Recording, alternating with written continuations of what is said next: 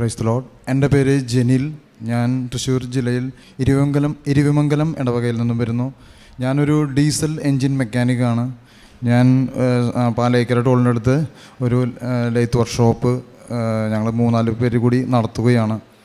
ഞാൻ ഇവിടെ വരാനുണ്ടായ മെയിൻ കാരണം എനിക്ക് പൈൽസ്, പെസ്റ്റുല അങ്ങനെ ഭയങ്കര ബുദ്ധിമുട്ടുള്ള ഇങ്ങനൊരു രോഗമുണ്ടായിരുന്നു. അപ്പോൾ ഞാനത് കുറേ ഡോക്ടറെ കാണിച്ചു. എല്ലാവരും അത് ഓപ്പറേഷൻ ചെയ്യണമെന്ന് പറഞ്ഞു. എനിക്ക് ഓപ്പറേഷൻ ചെയ്യുക എന്ന് പറയുമ്പോൾ ഒരു ഭയങ്കര വിഷമവും പേടിയും, അതിനേക്കാൾ ഉപരി എൻ്റെ സ്ഥാപനത്തിൽ ഞാൻ മാത്രമാണ് ഒരു മെക്കാനിക്കായിട്ടുള്ളത്, മെയിൻ ആളാണ്.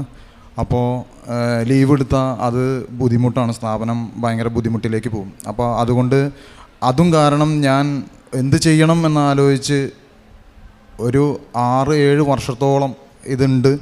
അപ്പോൾ അത് ഇപ്പോൾ ഒരു 7 വർഷമായിട്ട് ലാസ്റ്റ് ആയപ്പോൾ ഇത് കൂടുതലായി ഭയങ്കര ബുദ്ധിമുട്ടിലേക്ക് നീങ്ങുന്ന അവസ്ഥയായി.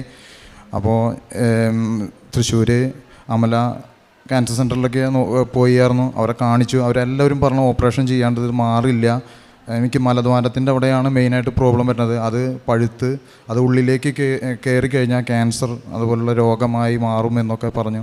അപ്പോൾ ഞാനൊരു മോനുള്ളൂ. അപ്പോൾ അമ്മയ്ക്കും ഭയങ്കര ടെൻഷൻ, വൈഫിനാണെങ്കിൽ അതിൽ ടെൻഷൻ.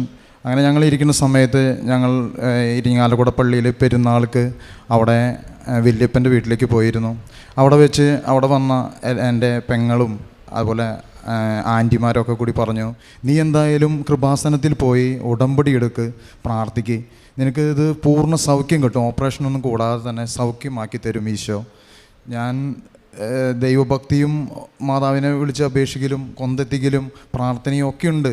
പക്ഷേങ്കിലും കൃപാസനത്തിൽ വരാൻ എനിക്ക് വളരെ മടിയായിരുന്നു. വേറൊന്നുമല്ല, ഒരു ദിവസം ഫുള്ള് വേണം ഇങ്ങോട്ട് വരണമെങ്കിൽ. ഇവിടെ വന്നു കഴിഞ്ഞാൽ ഇവിടെ ചെയ്യേണ്ട കാര്യങ്ങളൊന്നും അറിയില്ല. എനിക്കത്ര വലിയ വിദ്യാഭ്യാസമൊന്നുമില്ല. ഞാൻ 10ാം ക്ലാസ് പാസ്സായി, അങ്ങനെ ITI പോയി, അവിടെ നേരിട്ട് വന്നേക്കണം. അപ്പോൾ ഇവിടുത്തെ എന്തൊക്കെ പരിപാടി എന്ന് എനിക്ക് അറിയില്ല. ഇവിടുത്തെ ഓരോ ഫങ്ഷനുകൾ എങ്ങനെയാണ്, ഏത് സ്ഥലത്തേക്ക് പോകണം, എങ്ങനെയൊക്കെ ചെയ്യണം എന്നൊക്കെ. എങ്കിലും വേറെ ഒന്നും ഞാൻ നോക്കാൻ പോയില്ല.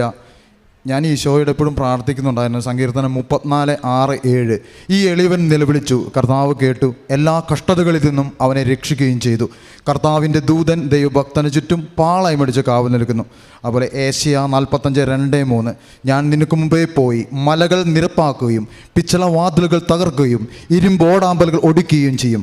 നിന്നെ പേര് ചൊല്ലി വിളിക്കുന്ന ഇസ്രായേലിലെ കർത്താവായ ദൈവം ഞാനാണെന്ന് നീ അറിയേണ്ടതിന് അന്ധകാരത്തിലെ നിധികളും രഹസ്യ ധനശേഖരവും ഞാൻ നിനക്ക് നൽകും. ഈ വചനം വെച്ച് ഞാൻ സ്ഥിരം പ്രാർത്ഥിക്കുന്നുണ്ടായിരുന്നു. അങ്ങനെ കൃപാസനത്തിൽ വന്നു, ഉടമ്പടി എടുത്തു. ഉടമ്പടി ഞാൻ എടുത്തത് 2024 ജനുവരി 17-ാം തീയതിയാണ് ഞാൻ ഉടമ്പടി എടുത്തൊരു വർഷമായി.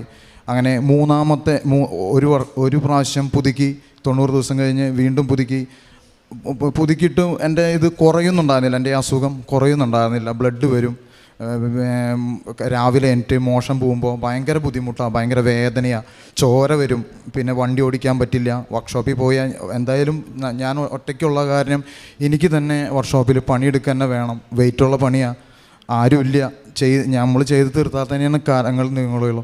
അങ്ങനെ ഞങ്ങളുടെ അവിടെ നിന്ന് ഒരു മരിയാപുര ഇടവകയിൽ നിന്ന് ഒരു വണ്ടി വരുന്നുണ്ട് ഇങ്ങോട്ട്, ബസ്. അവർ 2 ബസ്സായിട്ടാണ് വരുന്നത്. അങ്ങനെ ആ ചേട്ടൻ്റെ നമ്പർ വാങ്ങി, ആ ബ്രദറിൻ്റെ നമ്പർ വാങ്ങി അവരുടെ കൂടെ ഇങ്ങോട്ട് എത്തി. അങ്ങനെ ഉടമ്പടി എടുത്ത് ഫസ്റ്റ് 90 ദിവസം കഴിഞ്ഞ് പുതുക്കി പ്രാർത്ഥിച്ചു. എനിക്കൊന്നും പ്രത്യേകിച്ചൊന്നും തോന്നിയില്ല. അപ്പോൾ ഞാൻ വിചാരിച്ചു എന്തായാലും ഇനി വേറെ വഴിയില്ല, എനിക്ക് എന്തൊക്കെ വന്നാലും ഞാൻ ഇവിടെ നിന്ന് എൻ്റെ രോഗമായാലും എൻ്റെ സാമ്പത്തികമായ ചിലവുണ്ട്, അതായാലും ഇതൊക്കെ ഇവിടെ നിന്ന് ഞാൻ അമ്മയുടെ അടുത്ത് നിന്ന് വാങ്ങിയേ പോകുള്ളൂ. കാരണം എനിക്ക് വേറെ ആരുമില്ല. എനിക്ക് ബൈബിളിൽ വചനം വായിക്കുമ്പോൾ ബെന്തസ്ത കുളക്കടവിലെ ആ തളർവാദ രോഗിയെ പോലെ ഞാനും ഒരു തളർന്നു കിടക്കുന്ന അവസ്ഥയിലാണ്. ആരും സഹായിക്കില്ലെന്നേ, ആരുമില്ലാത്ത അവസ്ഥയ്ക്ക് ഈശോ തന്നെ സഹായമെന്ന് പറഞ്ഞുകൊണ്ട് ഞാൻ എൻ്റെ പൊന്നമ്മയെ ഞാൻ കൂട്ടുപിടിച്ചു, ഞാൻ മുന്നോട്ട് നീങ്ങി. അങ്ങനെ മൂന്നാമത്തെ പുതുക്കലിലെത്തിയപ്പോൾ എനിക്ക് മൂന്നാമത്തെ പുതുക്കാൻ വന്നപ്പോൾ ഞാൻ ബ്രദറിനോട്, ബ്രദറെ എനിക്ക് ഇപ്പോഴും മാറിയിട്ടില്ല. അപ്പോൾ ആ ബ്രദർ പറഞ്ഞു, നീ ഒരു സുഖം ചെയ്യും, നീ അച്ഛനെ ഒന്ന് കാണുമെന്ന് പറഞ്ഞു. അങ്ങനെ ഞാൻ ഇവിടെ അച്ഛനെ കാണാൻ വന്നു. അച്ഛൻ ഇവിടെ അൾത്താരയിൽ നിന്ന് അച്ഛൻ ബ്ലെസ് ചെയ്തു. അച്ഛൻ ഒരു തൈലം തന്ന് നിൻ്റെ മുറിവുള്ളിടത്ത് പോയി പുരട്ടാൻ പറഞ്ഞു. അങ്ങനെ ഞാനിത് മുറിവുള്ളടത്ത് പോയി ടോയ്ലറ്റിൽ പോയി അത് പുരട്ടി വീട്ടിൽ പോയി പിന്നത്തെ ദിവസം തൊട്ട് എനിക്ക് ബ്ലീഡിങ് എന്ന് പറഞ്ഞ ഇതില്ല, മോശം പോകുമ്പോഴൊന്നും ഒരു പ്രശ്നമില്ല.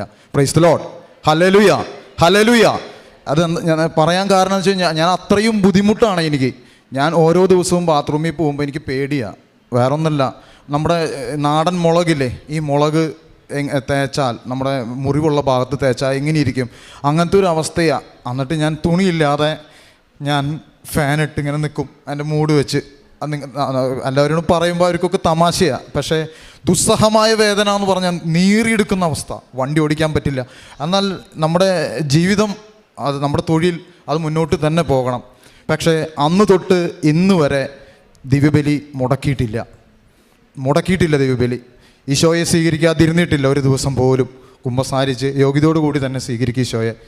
ഒത്തിരി നമ്മൾ ക്ഷീണിച്ച് വർക്ക്ഷോപ്പിൽ നിന്നൊക്കെ വരുമ്പോൾ ക്ഷീണിച്ച കിടക്കാം, നേരമ്പോഴത്തെ എനിക്കോ ദൈവമേ പോവാൻ പറ്റുമോ ദിവ്യബലിക്ക്, അങ്ങനെയൊക്കെ ഉണ്ടെങ്കിൽ കൂടി ഈശോ ആ സമയമാകുമ്പോൾ പരിശുദ്ധ അമ്മ മോനെ എനിക്കിണില്ലേ എന്ന് പറഞ്ഞാൽ എന്നെ വിളിക്കും.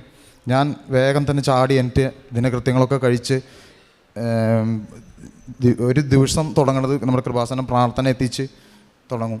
അത് കഴിഞ്ഞ് ദിവ്യബലി, പിന്നെ വീട്ടിൽ വന്ന് പിന്നെ വർക്ക്ഷോപ്പിൽ പോകും. അതിൻ്റെ ഇടയിൽ ഒരു കൊന്തെത്തിക്കാൻ മറക്കാറില്ല. കാരുണ്യ പ്രവർത്തികളെന്ന് പറയുമ്പോൾ ഞാൻ ചെയ്യുന്നത് അതിക്കാണുപരി രണ്ടാമത് ഒരു കാര്യമുണ്ട്. എൻ്റെ കുടുംബത്തിൽ ഞാൻ ജീവിത പങ്കാളിക്ക് ചെറിയൊരു സൗന്ദര്യപ്പണക്കൊക്കെ ഉണ്ടായിരുന്നു. അപ്പോൾ അതൊക്കെ ഈശോയുടെ നാമത്തിൽ അങ്ങോട്ടും ഇങ്ങോട്ടും ക്ഷമിച്ച് ഒരുമിച്ചിരുന്ന് ഞങ്ങൾ കുടുംബ പ്രാർത്ഥന എത്തിക്കാനൊക്കെ പറ്റി. ബൈബിൾ വായിക്കാൻ പറ്റി. ബൈബിളൊന്നും എനിക്ക് ദിവ്യബലിക്ക് അർപ്പിക്കാൻ പോകണമെങ്കിലും ഈശോയെ സ്വീകരിക്കുന്നതും ബൈബിൾ വായിക്കാനായിട്ട് ഒരു ബുദ്ധിമുട്ടായിരുന്നു. എങ്കിലിപ്പോൾ മുടക്കം കൂടാതെ ഇരുന്ന് സമാധാനത്തിലിരുന്ന് സന്തോഷത്തോടെ ഇരുന്ന് സമാധാനത്തോടെ ഇരുന്ന് ബൈബിൾ വായിക്കാൻ പറ്റുന്നുണ്ട്. ഉറങ്ങണ സ്വഭാവമൊക്കെ ഉണ്ടായിരുന്നു, അതൊക്കെ മാറിപ്പോയി. ബൈബിൾ എടുത്തു കഴിഞ്ഞാൽ ഉറക്കം വരും, അതൊക്കെ മാറിപ്പോയി. പിന്നെ അതുപോലെ മകൻ SLC പരീക്ഷയ്ക്ക് മഹാമോശമായിരുന്നേ. അപ്പം അവൻ പരീക്ഷ എഴുതാൻ പോകുമ്പോൾ നമ്മുടെ കൃപാസനത്തിൻ്റെ മാതാവിൻ്റെ നമ്മൾക്ക് കൃപാസനത്തിൽ കിട്ടുന്ന ഉടമ്പടി ലോക്കറ്റ് അത് സ്ഥിരമായി അവന് കൊടുക്കുമായിരുന്നു. അവനതും കൊണ്ടുവച്ച് പ്രാർത്ഥിച്ച് അവനൊരുവിധം 7 A+ കിട്ടി. ഞാൻ 7 A+ കിട്ടിയതിന് ഇതായിട്ട് പറയല്ല, ഫുൾ A+ കിട്ടിയതിൻ്റെ പോലെ എനിക്ക് 7 A+. കാരണം അവൻ വളരെ ജസ്റ്റ് പാസ്സായിരുന്ന എല്ലാ വിഷയത്തിലും അവൻ ഒരുവിധം A+ഓട് കൂടി തന്നെ അവൻ 10ാം ക്ലാസ് പാസ്സായി. പിന്നെ കാരുണ്യ പ്രവർത്തികൾ, ഞങ്ങളുടെ ഒരു ചെറിയൊരു പ്രയർ ഗ്രൂപ്പുണ്ട്. ആ പ്രയർ ഗ്രൂപ്പിൽ നിന്ന് ഞങ്ങൾ എല്ലാവരും ദശാംശം കിട്ടുന്നത് കൊണ്ട് ഓരോ ആഴ്ചകളിൽ ഇങ്ങനെ കിഡ്നി രോഗികൾ, ഹൃദയ സംബന്ധമായ രോഗത്താൽ ബുദ്ധിമുട്ടുന്ന മക്കൾ, അവരുടെ ഇടയ്ക്ക് വീടുകളിലൊക്കെ പോയി മാസത്തിൽ ഒരു ദിവസം പോയി അവർക്കത് കൊടുത്ത് അവരുടെ സുഖവിവരങ്ങളൊക്കെ അന്വേഷിച്ച് സന്തോഷത്തോടെ. അതോടൊപ്പം നമ്മുടെ കൃപാസനത്തിൻ്റെ തൈലം ഓരോ രോഗികളുടെ മേത്ത് നെറ്റത്ത് പൂശി കൊടുക്കും. അവർക്കത് കിട്ടുമ്പോൾ തന്നെ കുറേ പേര് പറയാറുണ്ട് സൗഖ്യം കിട്ടിയെന്ന് പറയാറുണ്ട്. സന്തോഷത്തോടുകൂടി അത് നമ്മൾ ഓരോ ആഴ്ച ചെല്ലുമ്പോൾ നമ്മളെ കാത്തിരിക്കാറുണ്ട്. അപ്പോൾ എൻ്റെ കഴിവൊന്നുമല്ല, ഈശോയുടെ പരിശുദ്ധ അമ്മയുടെ ശക്തി അത് എന്തോരം ഉണ്ടെന്ന് അനുഭവിച്ചറിയാൻ സാധിച്ചു. എൻ്റെ ജീവിതത്തിലും എൻ്റെ കുടുംബത്തിലും എന്നും മരണം വരെയും ഈശോയോടും പരിശുദ്ധ അമ്മയോടും മധ്യസ്ഥം തേടി മുന്നോട്ട് പോകണമെന്നാണ് ആഗ്രഹം. യേശുവിൻ്റെ ഏറ്റവും വലിയ അനുഗ്രഹത്താൽ പരിശുദ്ധ അമ്മയ്ക്കും തിരുക്കുമാരനും കോടാനുകോടി നന്ദി. Praise the Lord.